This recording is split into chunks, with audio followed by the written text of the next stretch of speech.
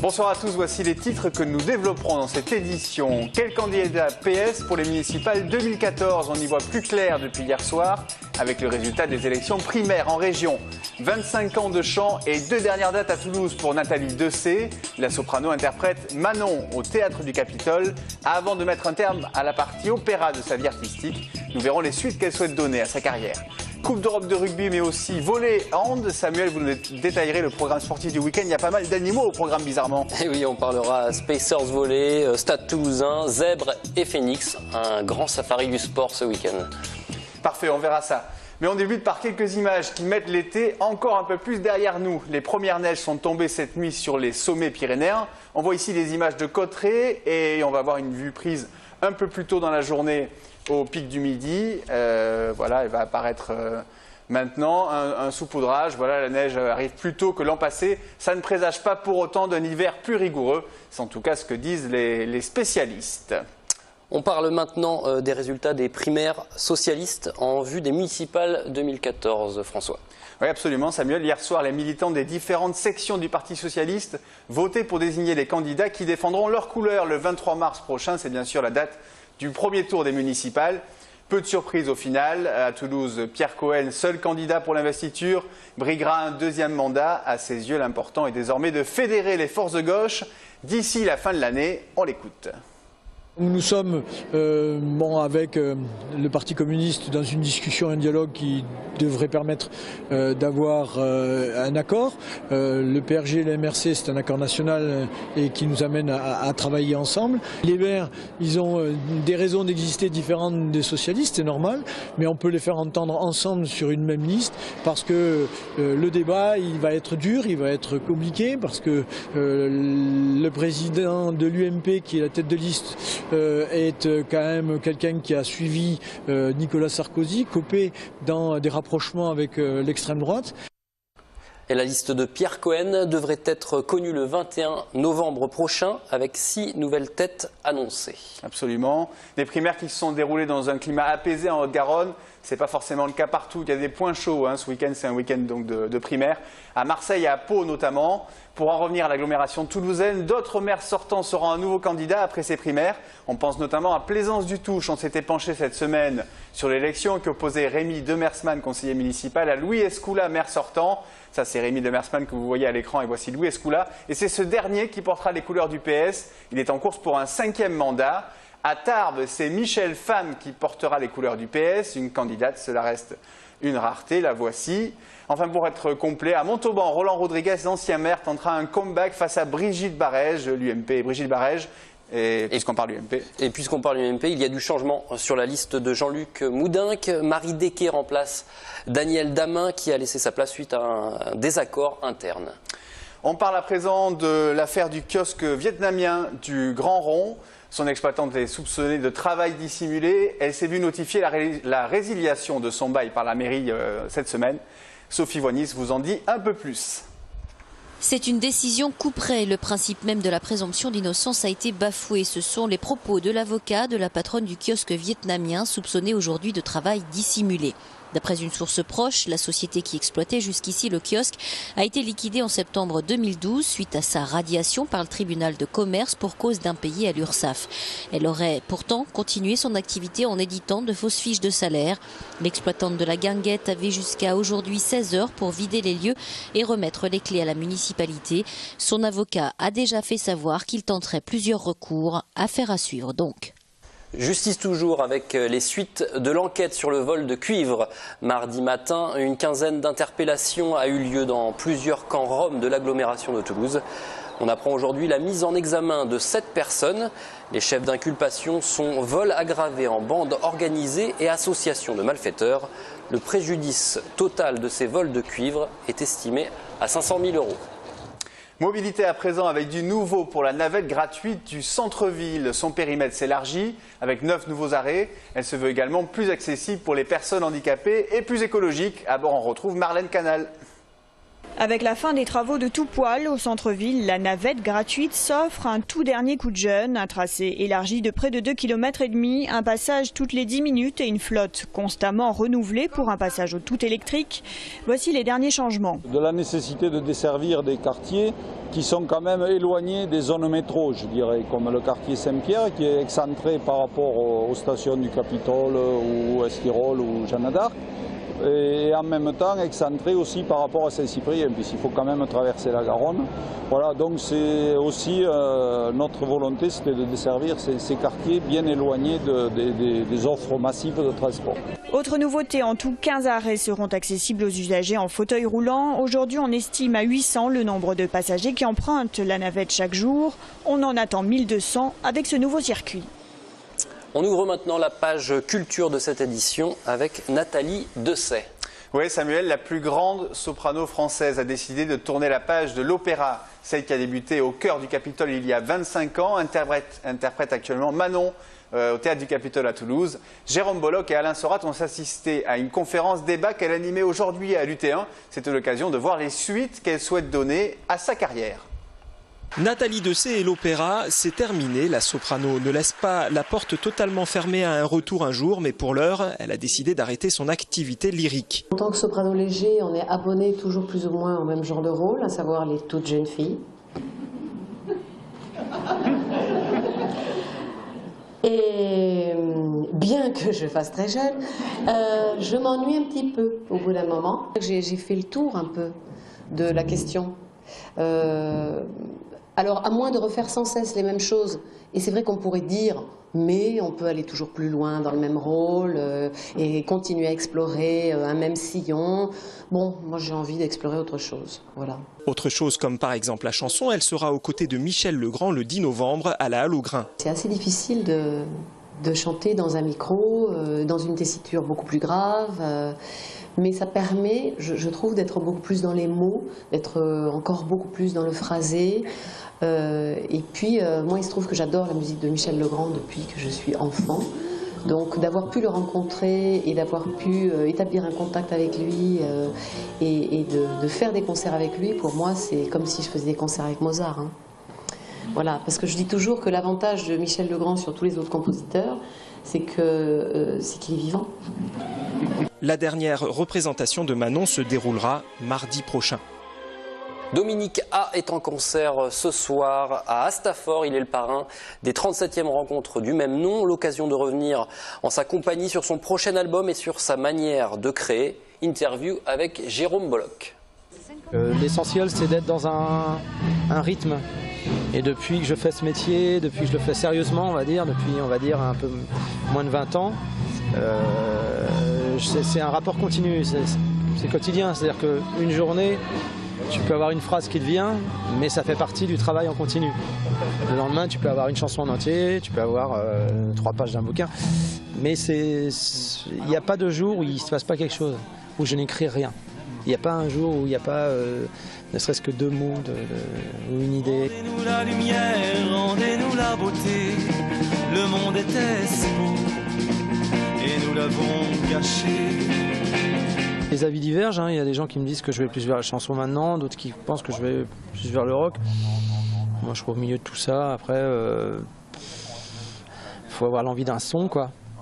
J'ai eu l'envie d'un son.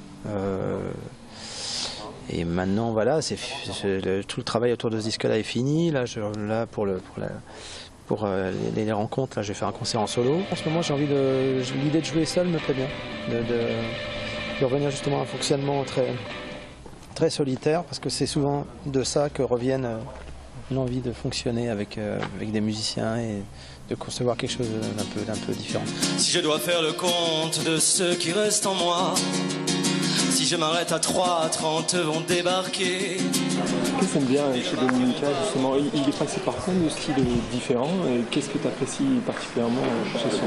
C'est surtout la sensibilité, l'écriture, voilà, l'intelligence. Des gens comme ça qui construisent des publics un peu à la force du poignet, à la force des concerts. Ça, c'est tout à fait spectaculaire. Je suis très impressionné. Ces temps-ci, j'ai fait des chansons très nues, très simple, et je me suis dit voilà, ça c'est je crois que j'ai envie de ça, j'ai envie de quelque chose de très, très dépouillé, Et ça forcément, ça va orienter la couleur d'un prochain disque, je sais pas, enregistrement on va dire, parce que les disques... En fait, oui, je suis en train de devenir un chanteur français. Mais non, mais je suis en train de faire d'être plus dans une acceptation d'un répertoire plus chanson française. Là, je vais sur un terrain qui est plus compréhensible, justement, moins perché et de façon à ce que les gens, parce que je me suis rendu compte que les gens se raccrochaient vraiment à un propos fort. C'est bête, hein, il me faut 20 ans pour m'en apercevoir, mais à partir de ce moment-là, on pouvait faire passer beaucoup de choses quand le propos était fort en fait. Je ne l'enregistrerai pas avant 1 an, donc j'ai des envies, j'aimerais faire la jonction entre un peu les 2 derniers en fait. J'aimerais faire la jonction entre un côté joué en studio, live, avec des musiciens, et en même temps quelque chose d'assez produit, où il y a des effets un peu surprenants, de production vraiment, des trucs qui viennent presque pas naturels, mais calqués sur une énergie qui l'est par contre, qui est naturelle, qui est celle de gens qui jouent ensemble, mais de ramener des effets par-dessus qui font tanguer le bidule, quoi. On ouvre la page sport de cette édition, Samuel, avec la Coupe d'Europe de rugby qui démarre ce soir. Oui, c'est ce soir. C'est la première journée de H-Cup. Le Stade Toulousain reçoit le Zèbre, l'équipe italienne de Zèbre. Alors qu'est-ce que c'est que cette histoire de Zèbre? On ne connaît pas vraiment. Vous voyez le logo, là, c'est une franchise italienne créée en 1973. Alors elle joue ses rencontres à domicile à Parme. Là, vous voyez le joueur, c'est un ancien du Stade Toulousain, Salvatore Perugini. Oui, grand ami de William Servat. Voilà, et ben il joue dans le club italien de Zèbre, où il y a beaucoup d'internationaux italiens. Hein. C'est vraiment le gros de l'équipe italienne de la Squadra Azzurra. Elle remplace en Coupe d'Europe et en Ligue Celtique le club d'Aironi, qui a coulé pour des problèmes financiers. Donc voilà, cette franchise de Zèbre qui a découvert la Coupe d'Europe l'année dernière. 6 défaites l'année dernière. Elle ne connaît pas encore la victoire en Coupe d'Europe. Il y a une vieille connaissance dans ce club, c'est le directeur sportif, c'est Christian Gajan, c'est l'ancien entraîneur du Stade Toulousain. Voilà, entre 2000 et 2002. Et ben voilà, il est directeur sportif de cette équipe italienne. Bon, il y aura des retrouvailles donc sur le terrain. Oui. Sportivement, c'est pas faire injure aux Zèbres que, a priori, le Stade Toulousain peut viser un bonus, surtout quand on regarde les dernières performances. Mais on a aperçu Perugini, c'est l'occasion aussi peut-être de revoir un essai. On a fouiné dans les archives. Oui, bien joué ça. Voilà. Et ben il avait marqué un essai en H-Cup justement, c'était contre Édimbourg, c'était en janvier 2008, donc voilà, les Toulousains sont prévenus, ils le connaissent bien et on va essayer de ne pas le laisser s'infiltrer. Bah oui, on l'a vu, il est costaud. Trapu. Voilà. Bon, ok. Oui, donc on disait, alors qu'espérer pour le Stade Toulousain qui est sur une dynamique assez incroyable à domicile, ils prennent des bonus à chaque fois quasiment. On ne peut qu'espérer la victoire, il faut vraiment se lancer dans cette compétition, c'est une compétition qui tient à cœur au Stade Toulousain. Là, on voit le Stade Toulousain, vous le disiez, dans une excellente dynamique à domicile, en top 14. Ils en sont à 5 matchs, 5 victoires, 5 bonus. Forcément, c'est ce qu'on attend de la part des Toulousains contre cette équipe italienne. C'est une menace, cette équipe italienne, parce qu'il y a des grands noms. Il y a Mauro Bergamasco, il y a un All Black, Brandon Leonard. Elle n'a jamais connu la victoire, mais finalement... même si on n'a jamais connu la victoire, on se rapproche quelque part de la fin d'une série. On espère que le Stade Toulousain va l'emporter ce soir. Bon, il faut rester vigilant malgré tout, parce que les entrées en compétition sont parfois difficiles. Et puis le Stade Toulousain, les 2 dernières éditions à H-Cup, ça s'est terminé plus rapidement que prévu, effectivement. L'année dernière, on se souvient qu'ils n'ont pas passé cette phase de poule. Là, c'est le premier match. Il faut marquer d'entrer son territoire. Bien, il y a du rugby aussi du côté des voisins du Stade Toulousain. On parle de Colomiers. Oui, c'est la 6e journée de Pro D2. On va pour vous annoncer le match de l'US Colomiers Rugby qui recevra Béziers au stade Michel Bindichou. Colomiers-Béziers, c'est samedi à 18h30. Colomiers qui a réussi un très bon début de saison. Après 5 journées, ils sont 4e. Ils rencontrent Béziers, 8e. Voilà, c'est l'occasion d'affirmer une certaine supériorité, en tout cas en ce début de saison. David Scrella, encore un ancien stadiste. Excellent, un ancien stadiste, effectivement. Ok, on parle du hand à présent, ça joue aussi à domicile ce soir. Et dès ce soir, oui, c'est à peu près en même temps que le Stade Toulousain, pour ceux qui n'aiment pas le rugby. au Palais des Sports à 20h30. Phoenix-Toulouse qui reçoit Tremblay en France. Toulouse, 11e de la D1, qui sort d'une élimination au premier tour de la Coupe de la Ligue à Nantes. Au bout des prolongations, vous voyez les images, ils avaient perdu 32-31 après un beau match. Et voilà, c'était la défaite au final. Et ils ont enchaîné en championnat par une défaite à Nîmes, 29-25. Donc il faut aux coéquipiers de Jérôme Fernandez se rassurer. Il faut une victoire ce soir à 20h30. On l'espère. On en profite parce qu'on vient de recevoir la compo du Stade Toulousain ce soir face aux Zèbres.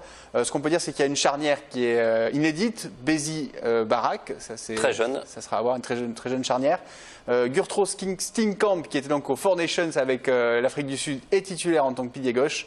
Et puis un banc épais, c'est le moins qu'on puisse dire, très fourni. Donc Picamol, Albacete, Ozigir, le néo-zélandais, et Thierry du Sautoir. Voilà pour l'équipe. On dit un mot parce qu'il y a du foot également ce week-end, de la Coupe de France. Qu'est-ce qui se passe en région? En région, un mot de foot pour vous signaler le 5e tour de la Coupe de France.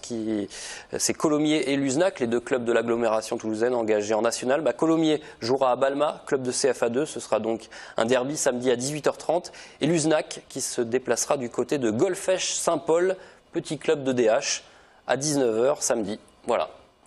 Ok, on va dire rapidement un mot sur les Spacers. Les Spacers de Toulouse, oui. Qui présentaient leur recrue. Ouais, ça, vous voyez le Brésilien André Radke, 30 ans.